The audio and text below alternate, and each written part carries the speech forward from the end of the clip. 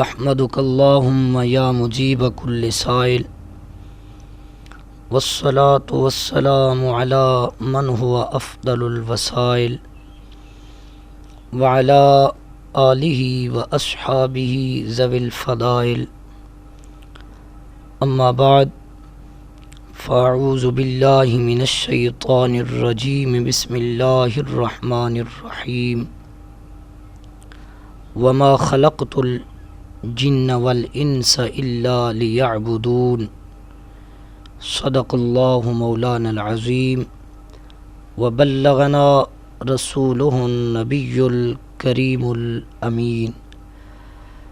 ان اللہ وملائکتہ یصلون علی النبی یا ایہا الذین آمنوا صلوا علیہ وسلموا تسلیما اللہم صل وسلم بارک علی محمد عدد ما فی علم اللہ صلاة دائمة بدوام ملک اللہ الصلاة والسلام علیک یا سیدی یا رسول اللہ الصلاة والسلام علیک یا سیدی یا حبیب اللہ الصلاة والسلام علیک یا سیدی یا نبی اللہ وعلی آلک واصحابک یا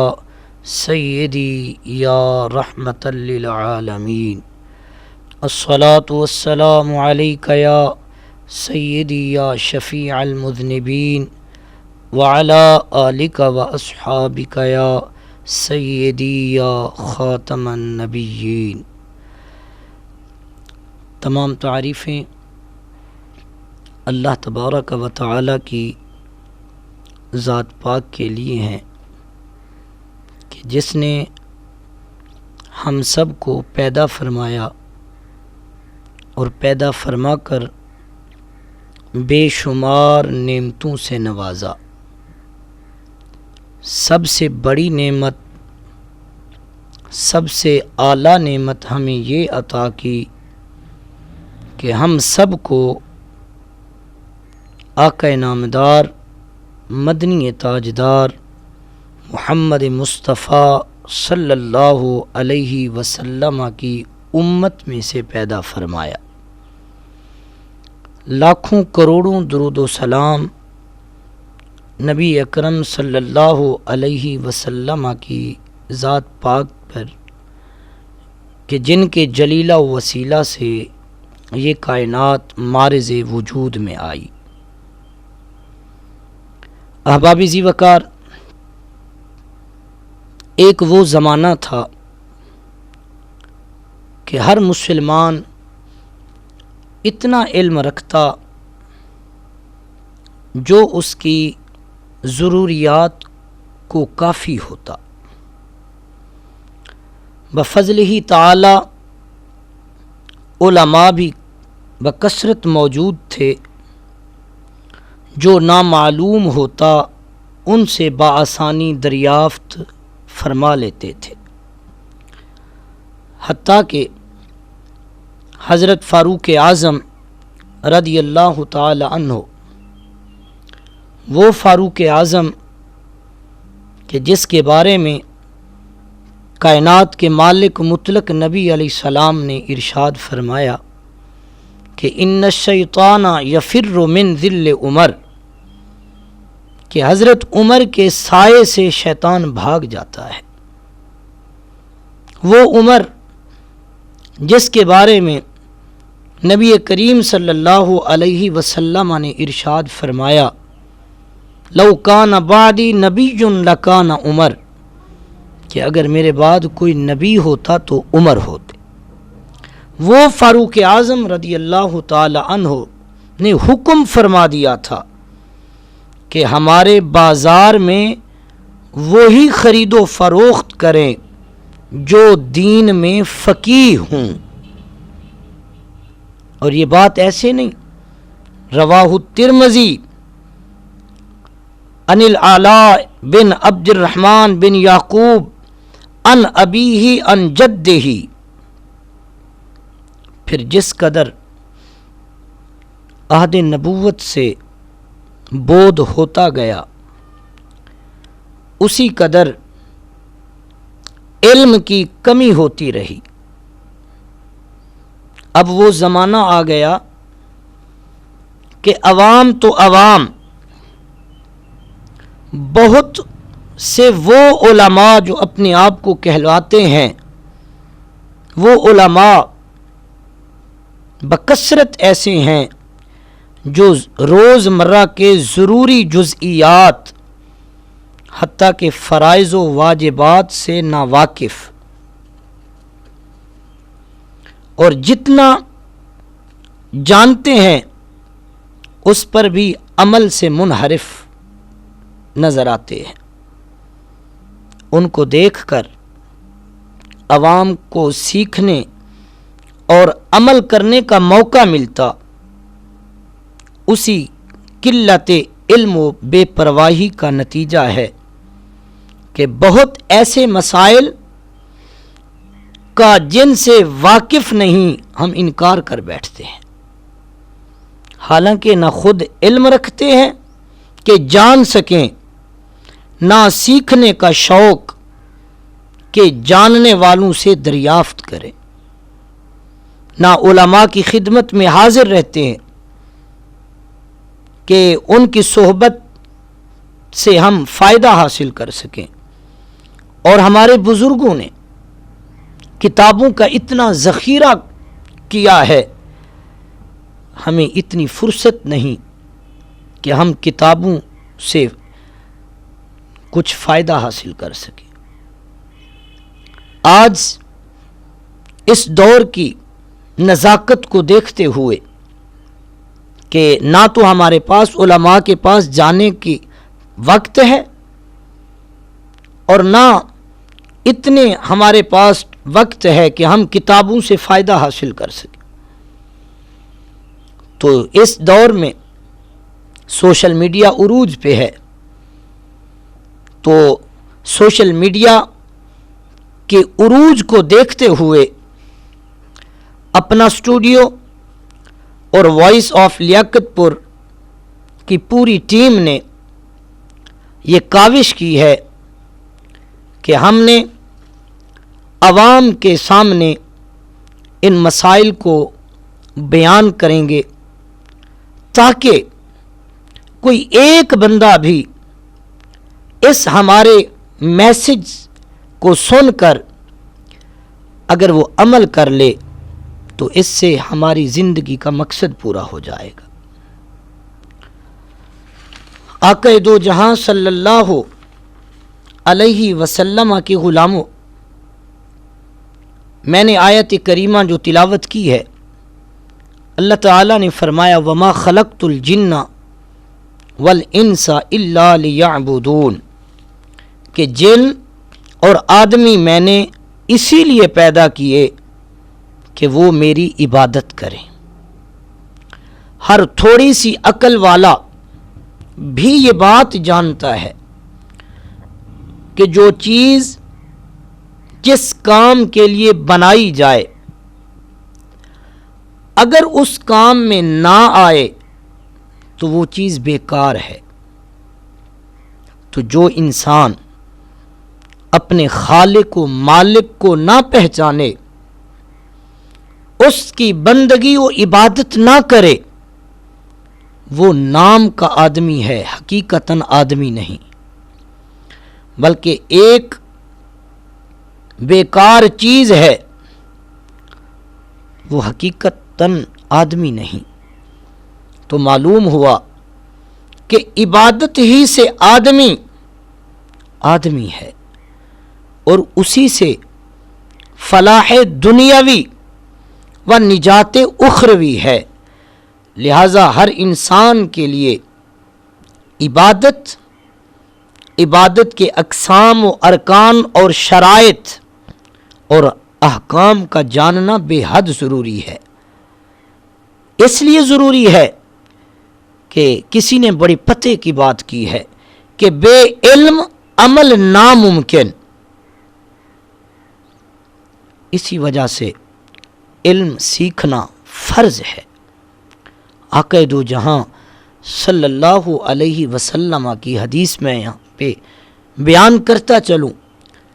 کہ آقا دو جہاں صلی اللہ علیہ وسلم نے ارشاد فرمایا طالب العلم فریدۃ علی کل مسلم و مسلمۃ، کہ علم کا طلب کرنا ہر مسلمان مرد اور عورت پر فرض ہے۔ عبادت کی اصل ایمان ہے، بغیر ایمان عبادت بیکار ہے، کہ جڑ ہی نہ رہی تو نتائج کہاں سے آئیں گے۔ درخت اسی وقت پھول پھل لاتا ہے کہ اس کی جڑ قائم ہو، جڑ جدا ہونے کے بعد آگ کی خوراک ہو جاتا ہے درخت۔ اسی طرح کافر لاکھ عبادت کرے، اس کا سارا کیا دھرا برباد اور جہنم کا ایندھن بن جاتا ہے۔ قال اللہ تعالی فی الکلام المجید والفرقان الحمید وقدمنا الی ما عملوا من عمل فجعلناہ ہباء منثورا۔ کافروں نے جو کچھ کیا ہم اس کے ساتھ یوں پیش آئے کہ اسے بکھرے ہوئے ذرے کی طرح کر دیا۔ صاحب، جب آدمی مسلمان ہو لیا تو اس کے ذمے دو قسم کی عبادتیں فرض ہوئیں۔ ایک وہ کہ جو جوارح سے متعلق ہیں، دوسری وہ کہ جس کا تعلق قلب سے ہوتا ہے۔ آج ہمارا جو ٹاپک ہے وہ ہے پہلی قسم، کہ وہ باتیں جن کا تعلق جوارح سے ہوتا ہے۔ تو آج ہم ان میں عبادات میں بیان کرتے ہیں کہ وہ عبادات جو ہیں چار ہیں۔ جب انسان مسلمان ہو جاتا ہے، چار عبادتیں کون سی؟ پہلی نماز، دوسرا روزہ، تیسرا حج، چوتھی زکوٰۃ۔ ان چاروں میں سب سے اہم اور اعظم جو ہے عبادت وہ ہے نماز۔ یہ عبادت اللہ عز و جل کو بہت محبوب ہے، لہٰذا ہم کو چاہیے کہ سب سے پہلے ہم اسی کو بیان کرتے ہیں، مگر نماز پڑھنے سے پہلے نمازی کا طاہر اور پاک ہو لینا بہت ضروری ہے، اس لیے کہ طہارت جو ہے وہ نماز کی کنجی ہے۔ لہذا نماز سے پہلے طہارت کے مسائل آج ہم بیان کرتے ہیں۔ اللہ رب العالمین ہم سب کو نماز باجماعت پڑھنے اور نماز اور اس سے پہلے طہارت کے مسائل سیکھنے اور عمل کرنے کی توفیق عطا فرمائے۔ نماز کے لیے طہارت ایسی ضروری چیز ہے کہ بغیر طہارت کے نماز ہوتی ہی نہیں، بلکہ علماء نے یہاں تک لکھا ہے کہ جان بوجھ کر بغیر طہارت نماز ادا کرنے کو علماء نے کفر لکھا ہے۔ اور طہارت کیا چیز ہے؟ آئیے قرآن مجید فرقان حمید کی روشنی میں بیان کرتے ہیں۔ اللہ تعالی عز و جل نے ارشاد فرمایا ان اللہ یحب التوابین و یحب المتطہرین، کہ بے شک اللہ تعالیٰ پسند کرتا ہے بہت توبہ کرنے والوں کو اور صاف ستھرے رہنے والوں کو اللہ تعالیٰ بہت پسند کرتا ہے۔ سورۃ مائدہ میں اللہ تعالیٰ نے ارشاد فرمایا یا ایھا الذین آمنوا اذا قمتم الی الصلاۃ فاغسلوا وجوہکم وایدیکم الی المرافق وامسحوا برؤوسکم وارجلکم الی الکعبین وَإِن كُنتُمْ جُنُبًا فَاتَّطَهَّرُوا وَإِن كُنتُمْ مَرْضَىٰ أَوْ عَلَىٰ سَفَرٍ أَوْ جَاءَ أَحَدٌ مِّنكُم مِّنَ الْغَائِطِ أَوْ لَامَسْتُمُ النِّسَاءَ فَلَمْ تَجِدُوا مَاءً فَتَيَمَّمُوا سَعِيدًا طَيِّبًا فَامْسَحُوا بِوُجُوهِكُمْ وَأَيْدِيكُمْ مِنْهُ مَا يُرِيدُ اللَّهُ لِيَجْعَلَ عَلَيْكُمْ مِنْ حَرَجٍ وَلَٰكِن يُرِيدُ لِيُطَهِّرَكُمْ وَلِيُتِمَّ نِعْمَتَهُ عَلَيْكُمْ لَعَلَّكُمْ تَشْكُرُونَ۔ فرمایا ایمان والو، جب نماز کے لیے کھڑے ہونا چاہو تو اپنا منہ دھو اور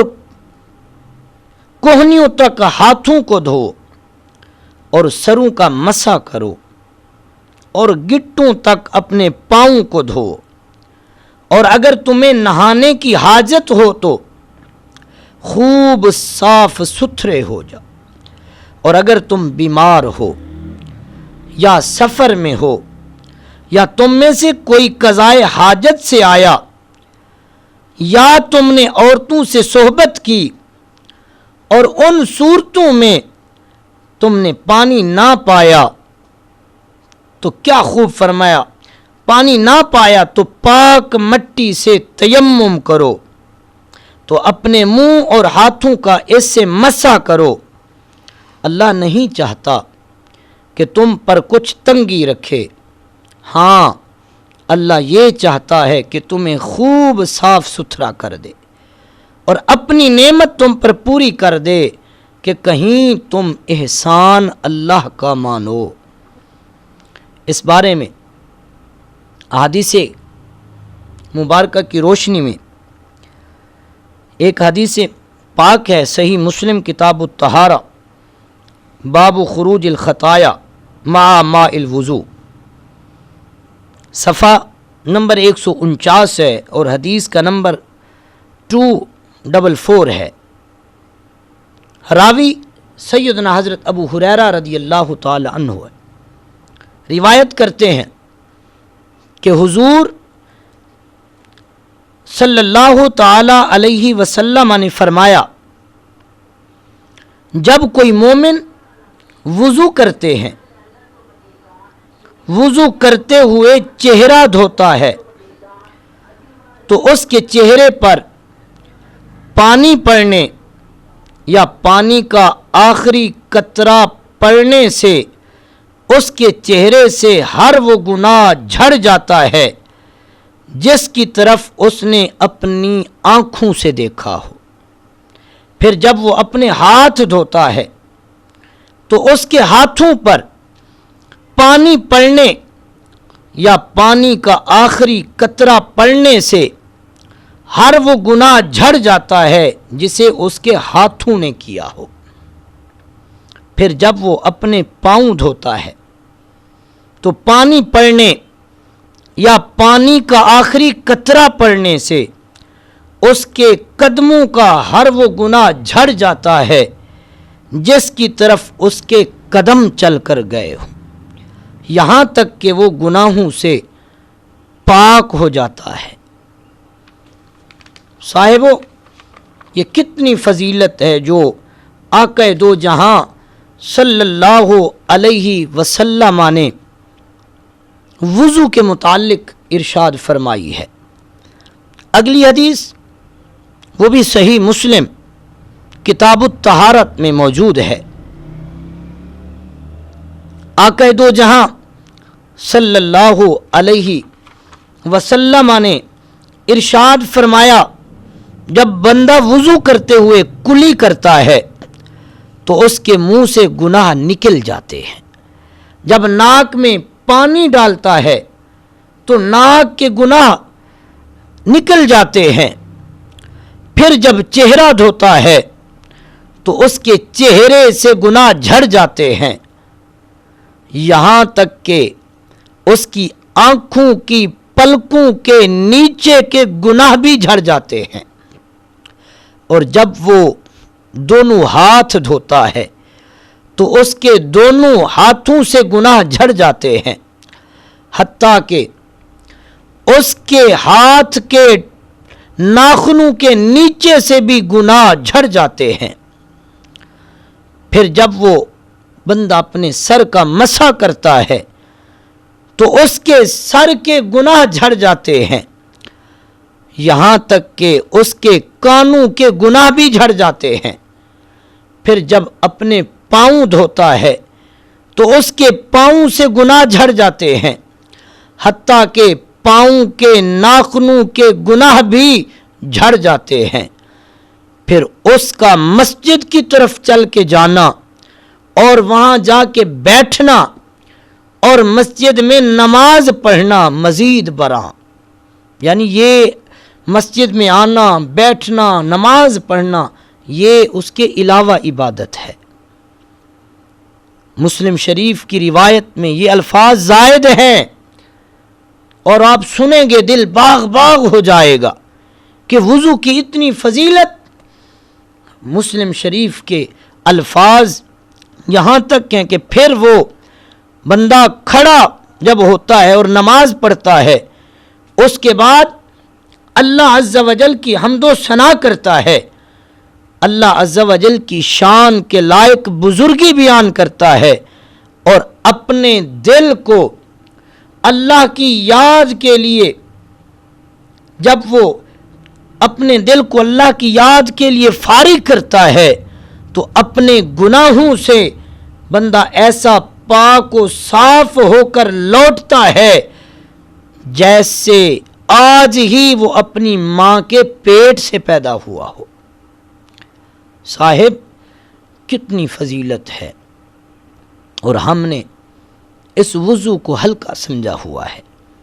ایک اور روایت سنیں، مسند احمد کی روایت ہے، آپ روایت وہ سنیں گے آپ کو لطف آئے گا کہ ایک روایت میں یہاں تک ہے مسند احمد کی کہ رحمت دو عالم صلی اللہ علیہ وسلم نے فرمایا کہ جس نے کامل طریقے سے وضو کیا اور اپنے دونوں ہاتھ اور چہرے کو دھویا،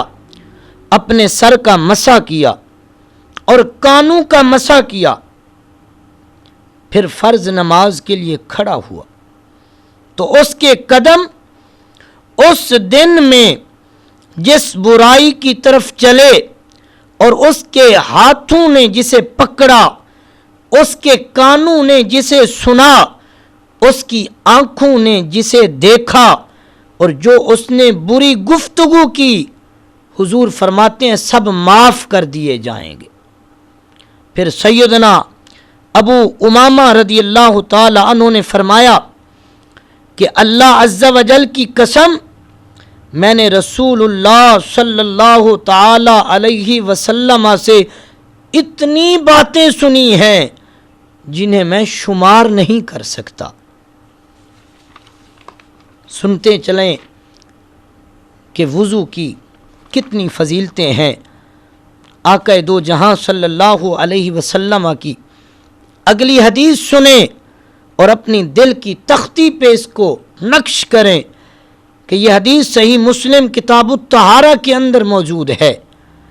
اور راوی سیدنا ابو ہریرہ رضی اللہ تعالی عنہ ہے۔ روایت کرتے ہیں کہ نبی مکرم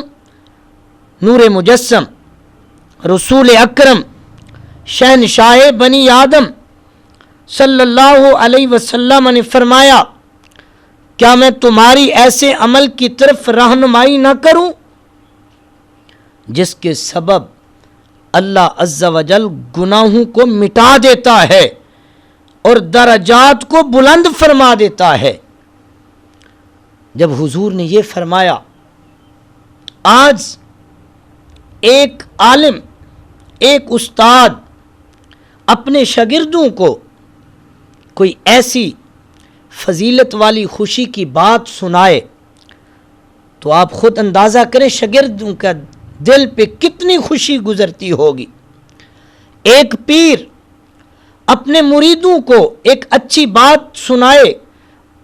تو مرید کتنے خوش ہوں گے۔ ذرا تصور کریں، ذرا اس ماحول کی طرف چلیں کہ جس ماحول میں خوشی کی بات بتانے والے کوئی اور نہیں اللہ کے محبوب ہیں، اور سامنے سننے والے کوئی اور نہیں صحابہ کرام ہوں،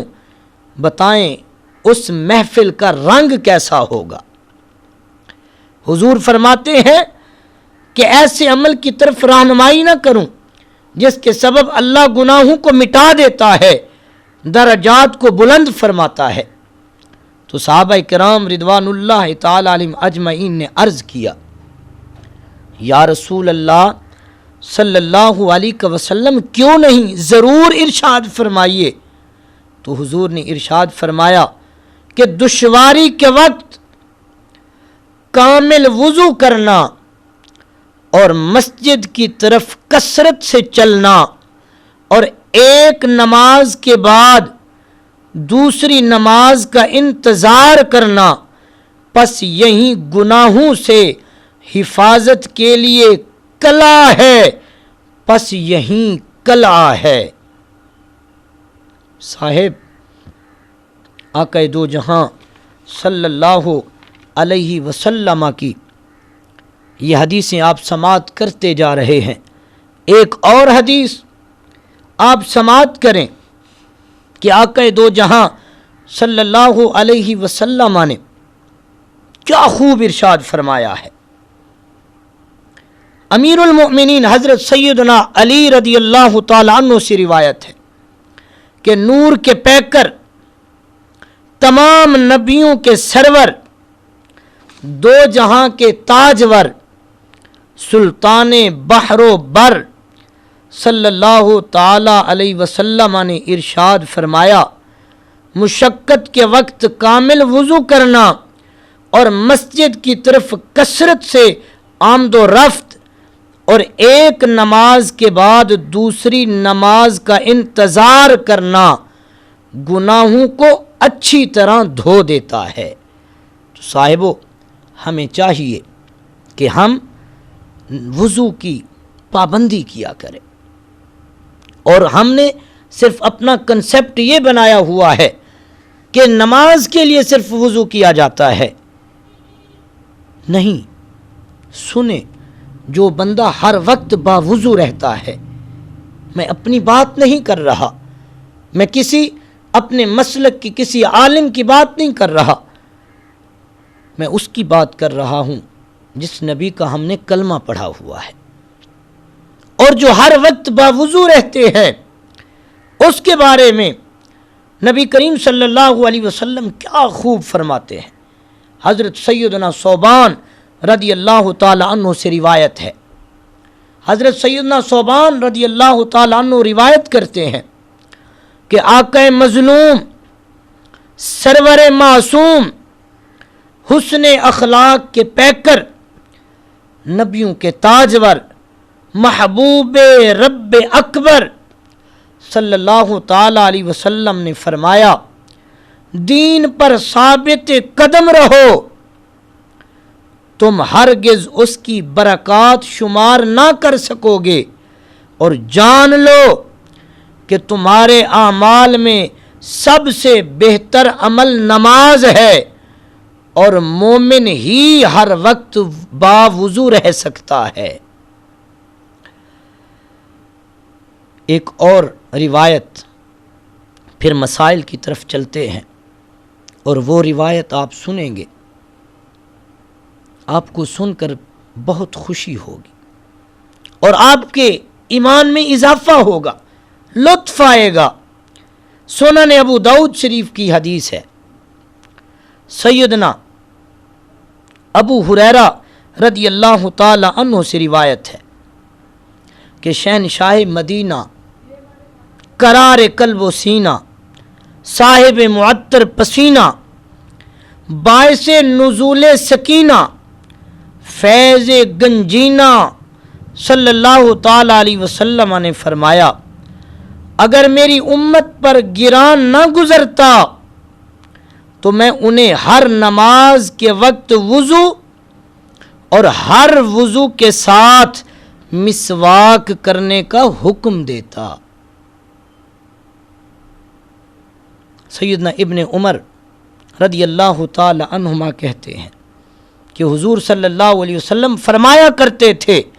جو وضو ہونے کے باوجود وضو کرے اس کے لیے 10 نیکیاں لکھی جائیں گی۔ اور اگلی حدیث مبارک وہ سماعت کریں جو آپ نے پہلے بھی سنی ہوگی کہ سیدنا بریدہ رضی اللہ تعالی عنہ سے روایت ہے، اگر اس کو تصغیر کے صیغہ سے پڑھیں تو حضرت سیدنا بریدہ رضی اللہ تعالی عنہ سے روایت ہے کہ ایک صبح حضور پاک صاحب لولاک صلی اللہ علیہ وسلم بیدار ہوئے تو حضرت سیدنا بلال رضی اللہ تعالی عنہ کو پکارا، پھر دریافت فرمایا اے بلال، کون سی چیز تمہیں مجھ سے پہلے جنت میں لے گئی؟ آج شب میں جنت میں داخل ہوا تو میں نے اپنے آگے تمہارے قدموں کی آہٹ کو سنا، اور آپ اپنے دل سے پوچھ کے اس بات کا اندازہ لگائیں کہ جب آقا دو جہاں صلی اللہ علیہ وسلم نے یہ پوچھا کہ اے بلال کون سا عمل کرتے ہو، کون سی چیز تمہیں مجھ سے بھی پہلے جنت میں لے گئی، جب حضرت بلال نے یہ بات سنی ہوگی تو اسلام سے پہلے جو حضرت بلال نے ماریں کھائی تھیں کیا وہ ماروں کی تکلیف ختم نہیں ہوگی حضرت بلال کی یہ بات سن کر؟ اور کتنے دل خوش ہوا ہوگا حضرت بلال رضی اللہ تعالی عنہ کا کہ جس کو کوئی اور نہیں جنت کا مالک نبی علیہ السلام فرما رہا ہو کہ بلال کون سی چیز تمہیں مجھ سے بھی پہلے جنت میں لے گئی۔ تو حضرت سیدنا بلال رضی اللہ تعالی عنہ نے عرض کیا، یا رسول اللہ صلی اللہ تعالی علیہ وسلم، میں وضو کرنے کے بعد ہمیشہ 2 رکعتیں پڑھ کر اذان دیتا ہوں، اور جب بے وضو ہو جاتا ہوں تو فوراً وضو کر لیتا ہوں۔ جب حضور نے یہ سنا تو رحمت دو عالم صلی اللہ علیہ وسلم نے فرمایا، اچھا یہی وجہ ہے جو تجھے مجھ سے بھی پہلے جنت میں لے گئی ہے۔ صاحب، یہ وضو کی بہت بڑی فضیلت ہے، وضو کی بہت بڑی فضیلتیں ہیں، بہت اس کی جتنی بیان کریں تھوڑی ہیں۔ یہ اتنی فضائل سنانے کا مقصد یہ ہے کہ ہم وضو کی طرف جائیں، ہم وضو کے مسائل کو سیکھیں، ہم وضو کے فرائض، وضو کی سنتیں اور جن چیزوں سے وضو ٹوٹ جاتا ہے ہم ان کو پابندی سے سیکھیں اور اس پر عمل کریں۔ تو آئیے مختصر آج میں وضو کے فرائض اور سنتیں بیان کرتا ہوں تاکہ وضو کی اتنی فضیلتیں سننے کے بعد ہم وضو کے فرائض، سنتیں، مستحبات اور مکروہات سیکھنے کا ہمیں شوق پیدا ہو جائے۔ تو وضو کے جو میں نے قرآن کی آیت پڑھی تھی، وضو کے فرائض 4 ہیں۔ نمبر 1، پہلا فرض اپنے منہ کا دھونا۔ اس کی حد کیا ہے؟ جہاں سے بال اگتے ہیں وہاں سے ٹھوڑی تک، ایک کان کی لو سے دوسرے کان کی لو تک، یہ اپنے چہرے کا دھونا فرض ہے۔ دوسرا فرض اپنی کوہنیوں سمیت دونوں ہاتھوں کا دھونا۔ تیسرا فرض چوتھائی سر کا مسح کرنا۔ چوتھا فرض ٹخنوں سمیت دونوں پاؤں کا دھونا۔ اور یہ یاد رکھیں، کسی عضو کے دھونے کا یہ معنی ہے کہ اس عضو کے ہر حصے پر کم سے کم 2 بوند پانی بہہ جائے، بھیگ جانے یا تیل کی طرح پانی چپڑ لینے یا ایک آدھ بوند بہہ جانے کو دھونا نہیں کہیں گے، نہ اس سے وضو یا غسل ادا ہوگا۔ اور صاحبو، اگر وضو صحیح طریقے سے ادا نہیں ہوگا، اگر ہم ان کے فرائض ادا کرنے میں غفلت کریں گے، کوئی کمی کوتاہی کریں گے، جب وضو ہی صحیح نہیں ہوگا تو پھر نماز بھی صحیح نہیں ہوگی، نماز بھی مکمل ادا نہیں ہوگی۔ یہ وضو کے میں نے فرائض بتائے، اور وضو کی سنتیں وہ بھی آپ سماعت کریں۔ سب سے پہلے بسم اللہ شریف کا پڑھنا، یعنی بسم اللہ الرحمن الرحیم پڑھ کر ہم شروع کریں گے۔ اس کے بعد اپنے ہاتھوں کا گٹوں تک دھونا، یہاں تک ہم دھوئیں گے، دھو کے پھر کلی کریں گے، ناک میں پانی ڈالیں گے، پانی ڈال کر اس کے بعد پھر فرائض کی باری آ جائے گی، چہرہ دھوئیں گے، چہرہ دھونے کے بعد اپنے ہاتھوں کو کوہنیوں سمیت دھونا ہے۔ پھر تیسرا فرض وہ چوتھائی سر کا مسح آ جائے گا، وہ فرض ہے پورے سر کا مسح کرنا، یہ سنت ہے۔ اور میں پورے سر کا مسح یہ میں آپ کو پریکٹیکل کر کے بتا رہا ہوں تاکہ اس میں کوئی کمی نہ رہ جائے، اور حضور علیہ السلام کا فرمان ذہن میں رکھیں۔ حضور نے فرمایا جو میری ایک سنت کو زندہ رکھتا ہے اللہ 100 شہیدوں کا ثواب عطا فرماتا ہے۔ پورے سر کا مسح اس طرح آپ نے اپنے ہاتھوں کو اس طرح کرنا ہے، اور اس طرح اپنے ہاتھوں کو یہ 3 انگلیاں جو ہے ان کے پیٹ کو اپنے اس طرح بالوں کی طرف لے کر جانا ہے، پھر اس ہاتھ کی ہتھیلی کو پیچھے سے لے کر آنا ہے، یہ جو شہادت کی انگلی رہ جائے گی اس کو کانوں کے اندر آپ نے ڈالنا ہے، پھر یہ انگوٹھا جو ہے یہ کانوں کے اوپر آپ نے پھیرنا ہے، یہ پچھلا ہاتھ یہ اپنی گردن پر ہم نے پھیرنا ہے۔ اس طرح گردن پر جب پھیریں گے تو یہ پورا ہاتھ بھی استعمال ہو جائے گا اور پورے سر کا مسح بھی ہو جائے گا۔ اور سنت میں یہ ہے اپنے کانوں کا مسح کرنا، مسواک کرنا 3 مرتبہ، داہنے بائیں اوپر نیچے کے دانتوں میں مسواک کرنا، اور ہر مرتبہ مسواک کو دھونا، یہ بھی سنت ہے۔ آقا دو جہاں صلی اللہ علیہ وسلم کی حدیث، یہاں پہ آپ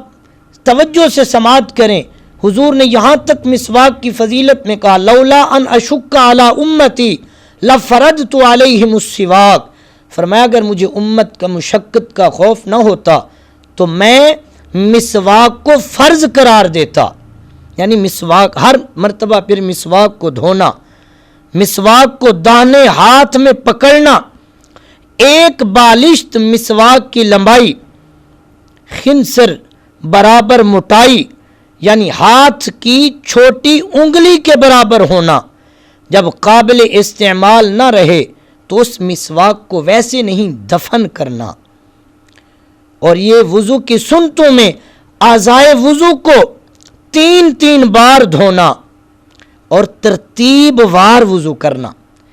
ترتیب وار کا مطلب کہ یہ نہیں کہ پہلے منہ دھو لے پھر اس کے بعد پاؤں کو دھو لے پھر اس کے بعد ہاتھوں کو دھوئے مسح کر، یہ نہیں، ترتیب جو فرائض کی بتائی ہے جس طرح سنتے میں نے عرض کی ہیں اس ترتیب سے، یعنی کہ پہلے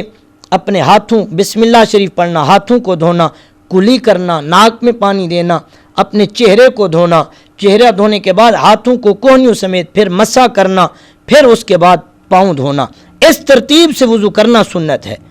پہلے منہ، وہ جو فرائض کی ترتیب ہے 4 فرائض کی، اس طریقے سے وضو کرنا، ترتیب قائم رکھنا، یہ سنت ہے۔ اب مکروہات وضو اور آخری،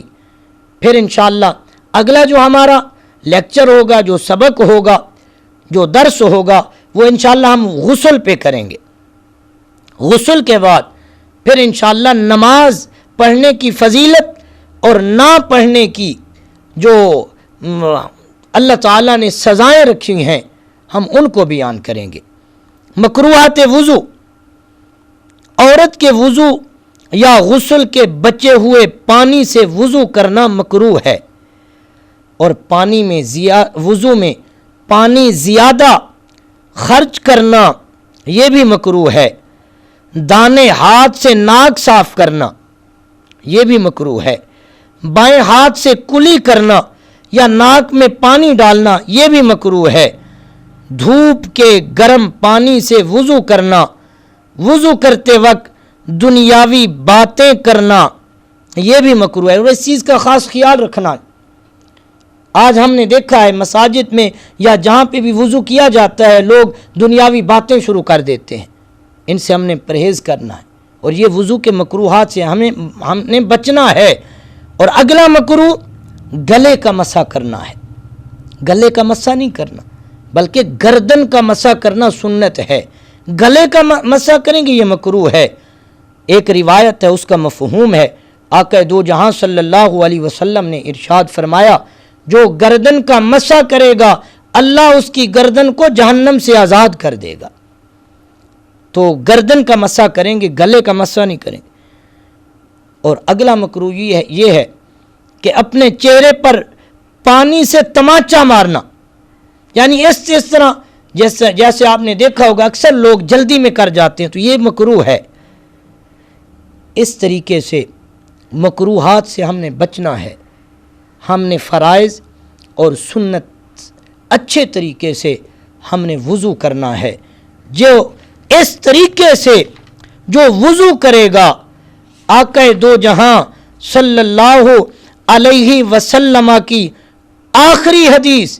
اس کے بعد درس ختم، صحیح مسلم کی حدیث ہے، حضرت عقبہ بن عامر رضی اللہ تعالی عنہ سے مروی ہے